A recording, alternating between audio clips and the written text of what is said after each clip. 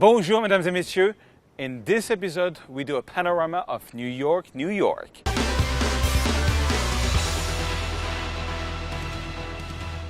All right, so now let's go to New York and let me show you how I took this panorama of New York. It's actually a pretty fun story. All right, mesdames et messieurs. So I just want to tell you a funny story of how I took a photo and a few tricks on panoramas and a few tricks on making dramatic black and white.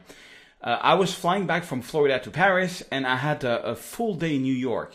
I mean, like, not really a full day, but, you know, landing somewhere like at noon, and my next flight was at 9. So I said, I'm not going to stay in the airport for a whole day, and I always dreamed to go to B&H, which I did. So I took a cab, went to B&H, and I spent a lot of time in B&H. It's an amazing store. And as I was walking out, I was walking the street of New York. I was just trying to make like sort of panoramas. I'm always impressed by the size of the buildings. You feel so small in New York, and you know, trying things. And when I see that the Empire State Building is pretty close to B&H, you know, but I had to come back to my flight, so I had very little time. I literally had just 1 hour.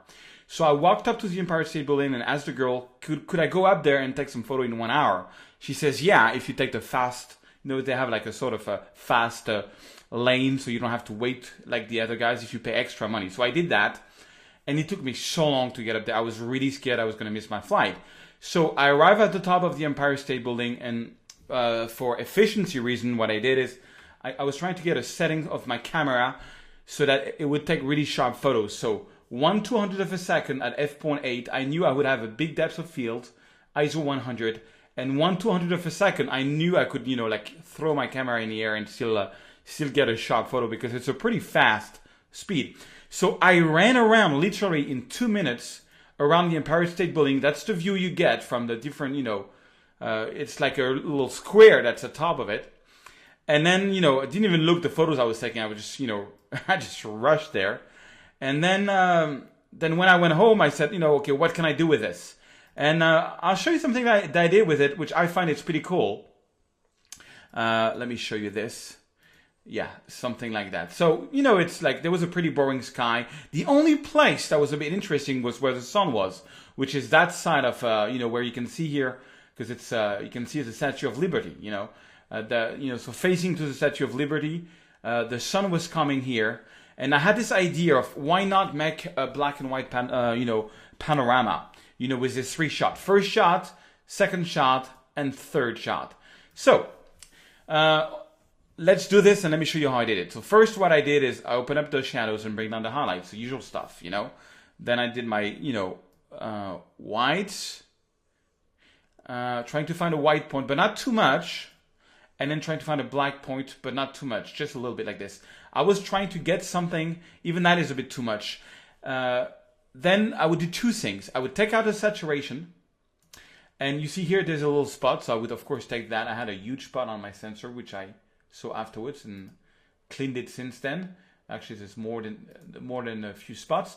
Now, one thing that's really important, and that's, I think, is the biggest secret about black and white, is that you have to start off with an uncontrasty photo. So now this already is too much contrasty. So what I do is I'm going to take my contrast and I'm going to go minus. I'm trying to get a washed out look. Okay, now I have a lot of vignetting effect going on, so don't forget to unbar the profile correction, which is going to take care of that. Remove chromatic aberration. It's not really needed on black and white. And let's do some auto so that it's a bit more straight. Okay, so that's kind of cool. I'm going to add some clarity, because clarity is going to give me more details.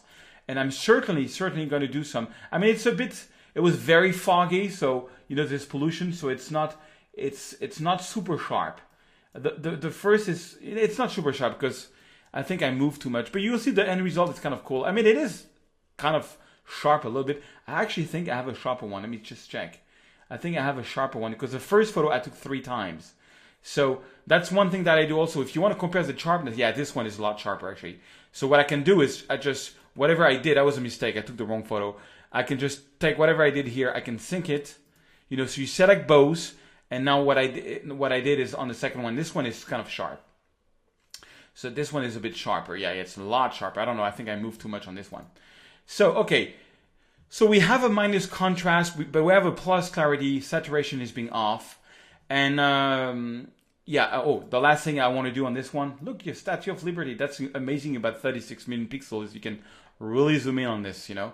And I want to do something about the sharpening. I'm going to put the sharpening at 100, and then I'm going to take a bit of noise out, like maybe 10, and then back down the sharpening around 90. And then of course, so sharpening is going to bring back noise, and it's going to make everything sharp. I mean, if you don't have too much of a shaky photo to start with, which is fine. Like, look the sharpness that I have, it's pretty cool. And now I'm going to do my masking. So I'm going to press the hold key, and anything which is black, it's creating a mask. It's not going to get sharpened. I don't want the sky to be sharpened. I just want the buildings to be sharpened. Okay, so that's kind of cool. Happy with what I got. So I'm going to press Command D I just want to select this one, and this one. And so you have to be on the photo that you just corrected. So I'm going to click on Sync, and I'm going to synchronize. And so it's going to turn black and white, this photo, and this photo. Right now they are completely washed out. So I'm going to right click, edit, and open as, merge to panorama in Photoshop. Okay, merge to panorama in Photoshop is going to create just one big photo with all three. So here we are. So I just use the auto function and blend image together. That's it. And that's all I do. And since Photoshop CS5 and CC and CS6 and CC, photo merge has got lots better, and the vignetting. Remember, I took the vignetting out of the photo. That was very important, because if you don't take the vignetting out and you do that, I remember that you do that by enabling the profile correction. If you don't do that, you're liable to get black lines on your panorama. It's going to look kind of fake. Now, you have to realize that right now I'm merging 3 Sony A7R files. Each file is 36 million pixel. So the final panorama of New York that I'm going to get is going to be so big that I could probably make a print that's like, I don't know, 20 feet long or something like that, and still get like an amazing details. So please do not use, I'm going to give you for free, but do not use this photo for commercial reasons. You know, you can try them at home, but do not sell it to anybody or anything like that. It's just for your own training. But anyways, I still want you guys to have the raw file so you can see the quality of them, and, you know, play around with it. Now, it's taking a lot of time because it's a lot of data to process, a lot of data. And actually, for the sake of the tutorial, what I'm going to do is that once it's merged, instead of, I'll show this to you, I will make the file size smaller just so that the tutorial would go faster. But in real life, I wouldn't do that, because I always want to get the best quality of my printing. And this could make an amazing photo when it's finished. So I'm going to put on pause until it's merged. So now it's merged, and you can see here, like, there's 3 photos, and it did a mask, but this was shot like 35mm, but you see it's kind of like, I'm going to press Z and Alt to unzoom. You can see it's kind of like weird. It's weird looking. So what I'm going to do is 2 things. I mean, I could make a panel out of that, but it's got all kind of distortion. So I'm going to press Command E to flatten everything into one layer. And then I'm going to duplicate the layer. And I'm going to go to image, and that's the step you don't have to do if you have time. Image size, look at the size, 17,000 pixels. For the tutorial's sake, I'm going to put it down to 5,000. And I'm not going to do a build preview. I'm going to click OK. I'm going to make the whole thing much smaller, because otherwise the tutorial is going to go on forever. So I'm going to put on pause until the image size went down to 5,000. So now it's down to 5,000, but it looks small. But if you click here on 100%, it's still very big. It's still a very big photo, but it was crazy. It was 17,000, and it would be very slow for the next move I wanted to show you. You see, the problem is that the distortion is kind of weird. Now I'll show you a trick which I love. Is all you have to do, so remember I duplicated the layer, is go to Filter, Adaptive Wide Angle, and with the metadata that's inside, look what it does. I did nothing. I just opened the filter and click on OK. And what it does, it corrects already a lot of the problems of the photo. It's not perfect, but boy, look at this. It's a lot better than before. So I'm going to turn this one off, and now I can just take my crop tool here, and I can just crop the photo. Now, of course, you know, in the real world, I would have kept the 17,000, because with the wide angle, I'm losing pixels again. So if I would have started off with a 17,000 pixel photo, of course, I wouldn't have gotten that. I don't want it to be so much panorama. Something like that is fine. You know, I want this to be like a, here, kind of, yeah, rule of third, maybe a little bit like this, but okay, that's kind of cool. That is kind of cool. Yeah. All right, so now I'm gonna press enter. So now I have, okay, I can just zoom in so you can see, oops, sorry. Crop the image. Z for zoom and fit screen. It's still pretty big. It's still a big photo. You know, at the end, it's still like a 4,000 something. Yeah, 3,500. But that's just for the tutorial. So now I'm going to do is I'm going to file. I'm going to go to close. I'm going to save it.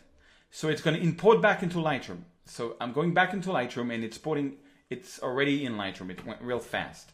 So now we can start doing the All we did is used Photoshop to correct the wide angles troubles. Okay, so now, you see the sun is coming on the right, so what I want to do is give an illusion that there is a lot more fog there. I want to make a big contrast there and a small contrast there. So for this, I'm going to, and you know, remember that when we did the photos, what we did is we started off with a very uncontrasty photo. So I'm going to take a brush, and I'm going to make a plus exposure, and I'm going to make this sort of, I'm going to add exposure there to mimic if there would be like fog on this part of the island. And probably just do a minus clarity. I want this to be a bit foggy. Okay? Something like that. And here on this side, I'm going to create a new brush. I'm going to go the opposite. On this one, I'm going to minus the exposure. And I'm going to boost a bit of clarity. And I'm going to make this part of the island a bit stronger. So what I'm trying to do is a contrast between, you know, that part and the left part, you know. All I'm trying to do is create interest. That's really all I'm trying to do. So this is very contrasty. This is not so much contrasty. So I'm going to do it again. I'm going to use the gradient filter and make a little gradient here. That just goes with that island. Make even darker, something like this, and even more clarity. I want really like what's in the foreground to be like really, that's a bit much. That's a bit much. And so the whole idea is that the fact that we started off with a very, very, decontrasty photo, now we can really play around. You know what? I think I'm going to add some more fog. So I'm a new brush. I'm going to plus exposure, minus clarity, and I want to add even more fog here to this part just to create a greater impact. Okay, and I think I'm mad. Yeah. All right. Next, to make it slightly more interesting, I'm going to click on the radial filter, and I'm going to create a big radial filter here. Okay, where I'm going to boost the exposure. Now, by default, what it does is that it boosts the exposure everywhere except in a circle. So I don't want that. I'm going to invert the mask, and I'm going to feather it. And all I'm trying to do is create a sun, which I'm going to put here. And just to add, you know, check it out, before the sun, after the sun. Okay, I can make it stronger. I just want to, because the sun was really there, I just want to add a bit more sun. Okay, that's kind of cool. And now I want to make a new circle. And this time, I'm going to again invert mask and feather it. I just want to add a little bit of light and a little bit of clarity, even more, just to make the city not LED the exact same way everywhere. You know, it's like looking with a lamp here. So right click, duplicate. Maybe I'm going to put another one here. Duplicate. You know, the whole idea is that when something is LED completely evenly, it looks totally boring. The fact of making it a bit different. Okay, now that's way too strong. I'm just realizing it's way too strong. So you can just select the circles and make it a bit less strong, a bit less obvious. Okay, it's just way too obvious. But you get the idea. What I'm trying to do is complexify the light. I'm just trying to complexify a little bit the light, just to make it a bit subtle, like if the sun was there. So now we've got a very contrasty island with a very uncontrasty island. And voila, that's about what I want to do. Now, on the sky, I mean, the sky is boring. I didn't do really anything on that. To finish this off, I want to add a bit more contrast to this photo. So now I can just add the contrast even more. I just can add contrast until I really want to get a punchy photo where like this is really out of foggy and this is not foggy. Something like that is pretty cool. So yeah, that's the idea. And actually this photo was, did pretty well on 500px and as a social, stuff. So I was really happy because I really literally took like a minute to this photo, and I wanted to show you this little trick of how I did this. All right, guys, I hope you like that trailer. I will see you in the next episode. Au revoir.